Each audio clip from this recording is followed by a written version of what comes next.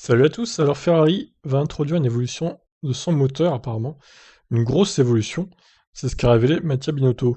Donc la vitesse en ligne droite de Ferrari était une faiblesse majeure de sa voiture précédente. La SF21 est bien améliorée à cet égard, grâce à une traînée aérodynamique réduite notamment, et une évolution de son moteur 2020. Mais la Scuderia a encore des cartouches en réserve grâce à des modifs qui restent à apporter à son unité de puissance au cours de l'hiver. Mattia Binotto vient de révéler que d'autres améliorations dans ce domaine sont à venir dans la seconde moitié de saison.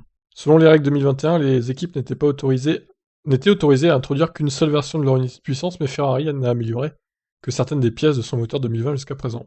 D'ici la fin de la saison, nous apporterons un développement de notre moteur. Juste pour clarifier, la réglementation 2021 dit que vous pouvez avoir un tout nouveau moteur en 2021. Ça signifie donc que vous pouvez apporter une mise à jour de tous les composants du groupe motopropulseur, quels qu'ils soient, le moteur thermique, le turbo, le MGUH, la batterie, le MGUK, etc. Ce que nous avons fait en début de saison, c'est que nous n'avons pas terminé tout le développement du moteur 2021.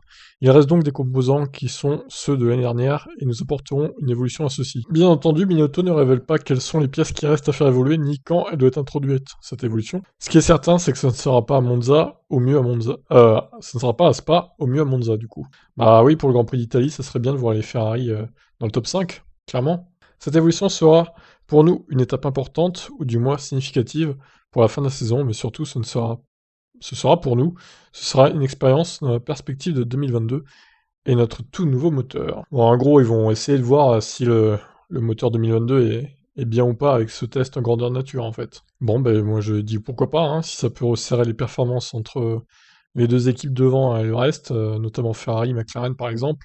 Même si là, je crains que du coup, avec cette évolution, Ferrari passe devant McLaren de façon irrémédiable.